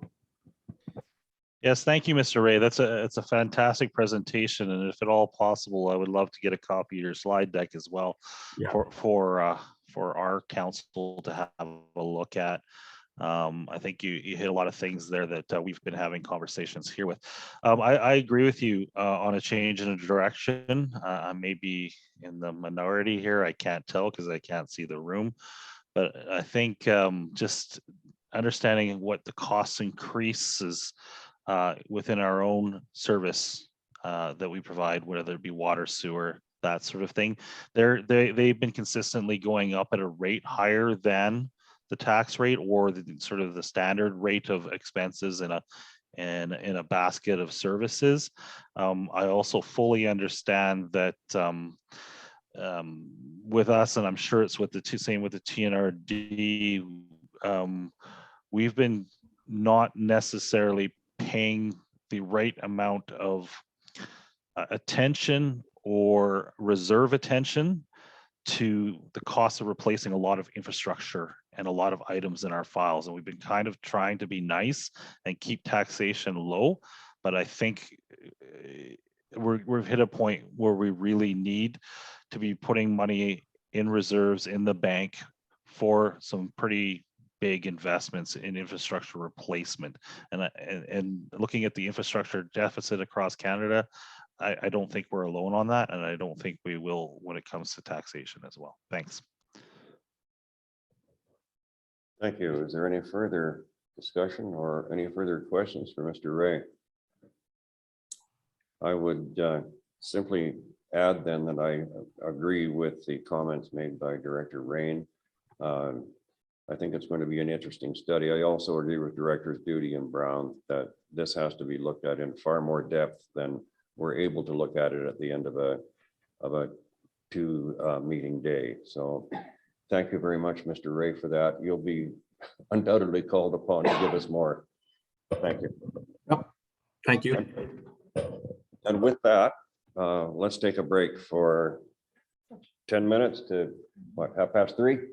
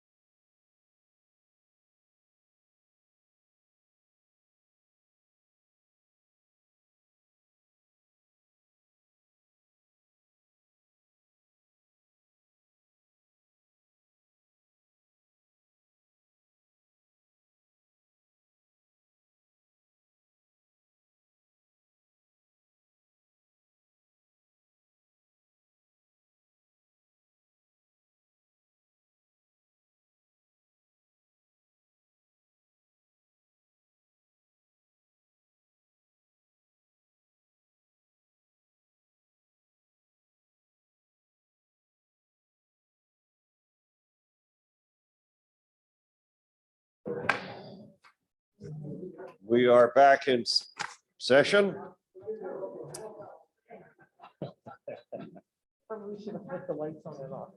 And yeah, maybe, or bars. I think we still have to deal with the recommendation with respect to Mr. Ray's report. There's a recommendation here that it be received for information. Any discussion? All in favor? Oh, sorry, Director Duty. Not a problem. I'm easily ignored. No, is there a chance that we can actually make the recommendation that, or include in the recommendation that we do take this to as a primary item in the committee of the whole meeting? Like, what was that? Friendly amendment? So the recommendation would be read- to not just receive this as information, but make it a priority to make this part of a general discussion at the committee of the whole meeting. Did you want to bring it forward to a special meeting, Director Duty? Yes, please. Yeah. Okay, I think that everybody would probably concur with that. So we now have a motion that the board receive the report from Mr. Ray for information and bring it forward to a special meeting to discuss the ramifications of that report. Direct. It's moved and seconded. Director Rothenberger. Is it a special meeting or the next committee of the whole meeting? That's what I thought you said, not a special meeting. Yeah, I think a special meeting of the committee of the whole. I'm sorry, I should have said that. Oh, now it's both. What, maybe Director Duty could confirm his motion, what he wants. My feel is that you're just going to get general, more deep, or, deeper discussion in a committee of the whole meeting than you would otherwise. I don't think it needs a special meeting, but it needs one where we can actually dedicate a good deal of time to this particular topic. Well, Mr. Hildebrand, we have committee of the whole meetings, what, every 3 months or something, but I understand that the agendas are loaded. Is that not correct? Mr. Chair, that's what I was going to mention as well, is we are full, but I mean, if this is a priority of the board, we'll just bump something and make it happen. But our next committee of the whole meeting is, like you said, on the December 17th. But if we need to add another committee of the whole next year, that'll be coming up in that meeting, as well as we kind of set our dates for the following year. So still very possible. And I would agree that it makes sense having a more fulsome discussion for sure. So would it be possible then for staff to arrange a date, say, I think this is urgent because Mr. Ray's bringing the provisional budget forward soon. And it seems to me that it would be appropriate for us to deal with this question before that provisional budget comes. So would it be possible for staff to arrange a date, say in January, that we could have a special committee of the whole meeting for this very purpose? I would suggest January makes the most sense. Is everyone, well, I guess we'll find out if everyone's okay with that. Director Duty? Should I just reframe that we bring it to a committee of the whole meeting in January? Yes, please. Okay, so I'll do that. Moved and seconded. Is there any further discussion on Director Duty's motion? Director Schaefer? Were you saying that we should have this meeting before the provisional budget or after? Because the provisional budget's coming in December, isn't it? I'm sorry, I didn't catch the last part of your comment. Okay, I'll start over. Should we have, do you want the meeting before the provisional budget is given to us, or do you want it after the provisional budget? Because the provisional budget, as far as I know, is coming in December. Well, if the provisional government budget is coming in December, I reckon we're going to have this meeting after the provisional budget. But I think it's something that Mr. Ray wants to get working on as soon as possible, and I would endorse Director Duty's suggestion that we have a special meeting in January for this sole purpose of discussing this report. Director Singh. Mr. Chair, thank you. I just wanted to know that the provisional budget is really it's a good draft. It's sort of the open the doors budget we have to have in terms of legislation, but that will obviously change to the final budget. So I'm not so worried about it happening before the provisional budget. I worry if it's happening before the final budget, which is sometime in the springtime. So I think it's a good timing. And I think we're achieving that. Director Quinn. Yeah, thank you, Mr. Chairman. I just wanted to comment, I think it would be a good idea. And also at that meeting, we should be discussing how we're going to get public input, which was discussed in this discussion today. And that could all be part and parcel of it, if I may suggest that. Thank It you. doesn't need an amendment or anything. It's just a suggestion. So is there any further discussion on Director Duty's motion? Seeing none, all in favor? Is anyone opposed? That's carried. Wow. That brings us to a remedial action discussion that Ms. Sadilkova has with respect to a troublesome property. Thank you, Chair. So I have 9 slides and I'll go very quickly. This is in Lewis Creek, 3556 Yellowhead Highway. Why is this not working? Okay, if you recall, we had a history of 3 complaints or 3 actions. The first 2, he succeeded in cleaning up his property, but this last one, he did not. These comprised of several different complainants and numerous complainants, not just one neighbor. This is not a one neighbor thing. And there have been additional complaints, 2 additional new complaints submitted since the board approved the extension. If you recall, Mr. Brown came to the board meeting over by the arena, and the remedial action was approved in June, and then I believe he came in August, and they granted him till the end of last month. Now, the property has, if you could flick, I'm just going to go, does it work? Okay. So this is the area, the property in question you see there. It's surrounded on basically 3 sides by North Star Manufactured Home Park and a big dwelling. This is the because it's often when we get unsightly complaints, we have to look at them in the context.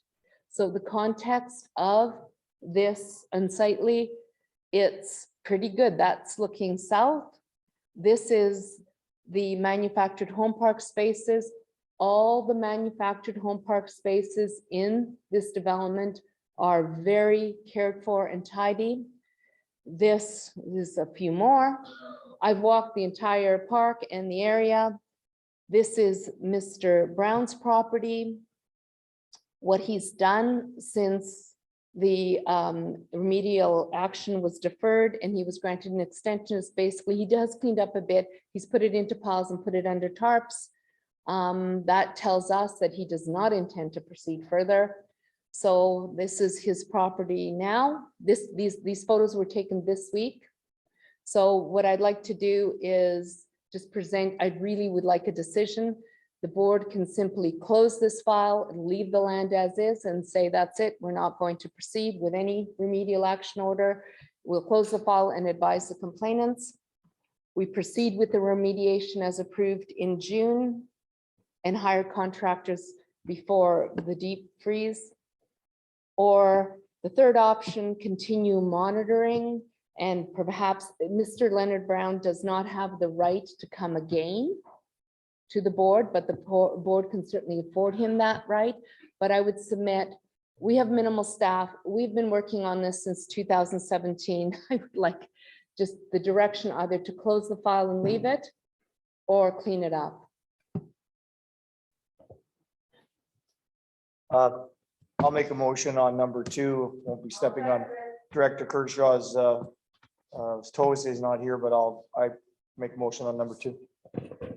Moved and seconded that we proceed with remedial action. Is there any discussion?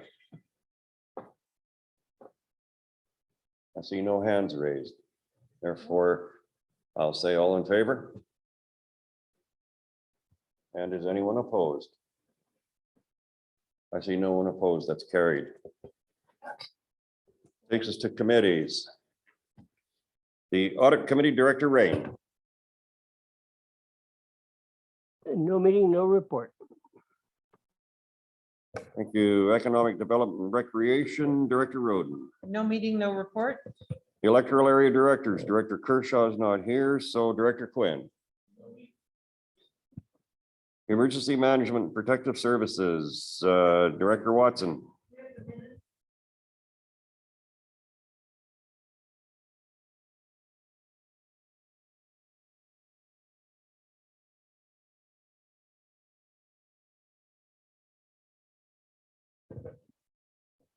Thank you. Policy Review Committee Directors. Roden, I guess. Your vice chair. No meeting, no report. The meeting for this month was canceled.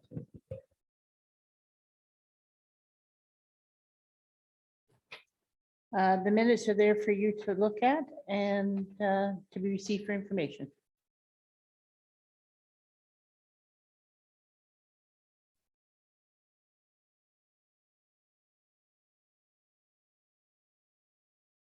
Microphone, Mr. Chair, please. Invasive Plant Management Committee, Director Graham, you're it, because Director Kershaw's not here. Microphone, please.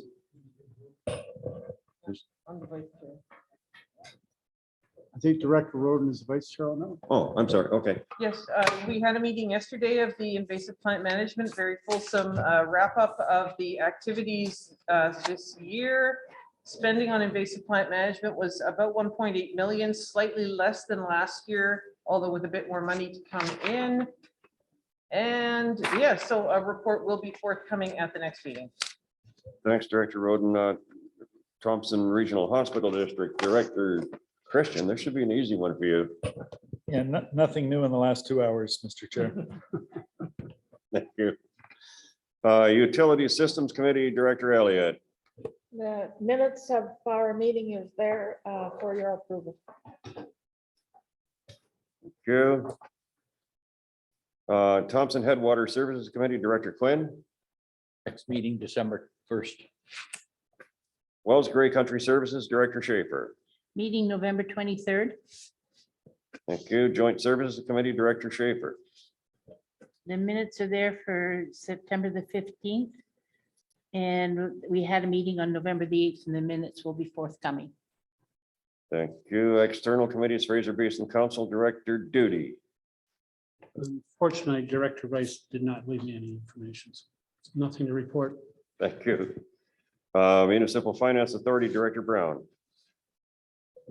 No meeting, no report. Municipal Insurance Association Director Duty. Here's a surprise, no meeting, no report.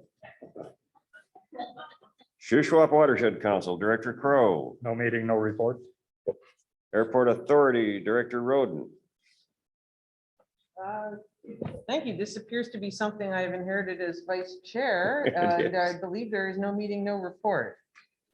2 weeks. 2 weeks. There's a meeting coming in 2 weeks. I am reliably informed. Thank you. FCM Director Singh. Thank you, Chair. Well, just before I begin, I was noticing Director Roden is vice chair of many things around here. So it's, I'm not sure what she's up to, but it's like I made a bit of a palace coup going on here. I'm not too sure.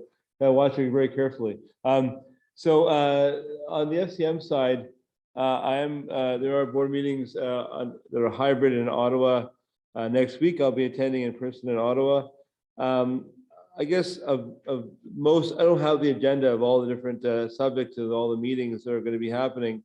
But as chair of the Standing Committee on Environment and Sustainable Development, I am having a meeting with our lead staff person there, and certainly adaptation funding about what we've been sort of going through with extreme weather is very, very prominent in that conversation, and really working with the federal government to sort of enable as much assistance as we can. And this is really not so much on the emergency response side, which we're going through right now, but on the long-term adaptation to these kinds of events. And so that'll be an interesting meeting, and I will be obviously reporting more fulsomely in our meetings subsequent to when I go to Ottawa. Thanks, Director Singh. Community Energy Association Director Blackwell. No meeting, no reports. And that takes us to correspondence. We have action requested on a letter from the letters of support for a funding application to the Cattle Industry Development Council relating to correspondence dated November 3rd. Is there a letter of support? Move a letter of support. second? Moved and seconded. Any discussion? All in favor? Is anyone opposed? That's carried. And a letter from the city of Kamloops requesting for a resolution and letter of support for an application for a 5-year renewal of the municipal and regional district tax. Is there any discussion? Seeing none, all in favor? Any opposed? That's carried. For information only, we have a letter from the city of Victoria. Any discussion? All in favor? That's carried. So that takes us to new business from members. Is there any new business from members? Director Quinn. Thank you. I guess I can make an announcement that the fiber optics is in Blue River and they're in the process of hooking the houses up. There's a little gray box with a black wire side of my house. And learn in the next couple of weeks how to get access to it. So I thank the board for all the efforts and support and lobbying over the last 10, 15, 20 years. Yeah, that's wonderful This is news. good Thanks, news. thanks, Director Quinn. Is there any other new business from members? Pardon? Okay, Director Roden just had a meeting and she will bring you an update. Thank you. Director Christian and I were able to sit in on the ministers meeting with Minister Farnworth, Popham and Fleming and Osborne, and a couple of directors here had asked about increased levels of highway maintenance standards because of an increase in traffic on other routes. Minister Fleming said, yes, they are conscious of higher levels of usage and will be doing that work. The province is drafting travel plan restrictions at the moment, which will prioritize essential goods and services.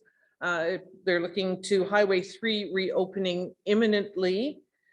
And they are also going to be monitoring the situation regarding transport truck drivers who perhaps are new to BC or are not familiar with driving in northern climes and who might not know what a set of chains are. So they will be, yes, hard to believe, they will be monitoring that situation and making sure that all drivers are prepared for conditions that they will encounter on all BC highways. Thanks, Director Roden. Any other new business? Well, on that note, I will tell you that I had a discussion with Mr. Hildebrand and Ms. Campbell a couple of days ago. And sometimes things have been brought forward under new business, which more appropriately should have been brought forward as a notice of motion. So this is sort of a warning that if you bring forward a matter that is of sufficient import or sufficiently complicated that the board can't consider it in the matter of a few minutes at a regular board meeting, you may find that you've been put off for a month and asked to bring it forward again at a future date in the form of a notice of motion, because some things have been just too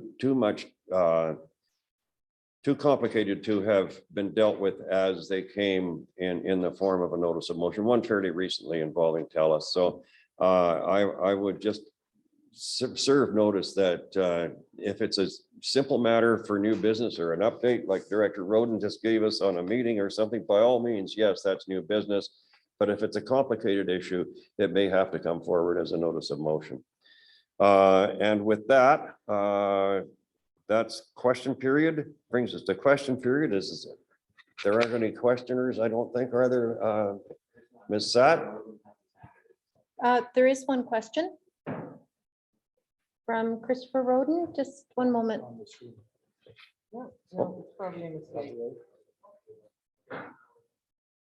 Looks like we're good.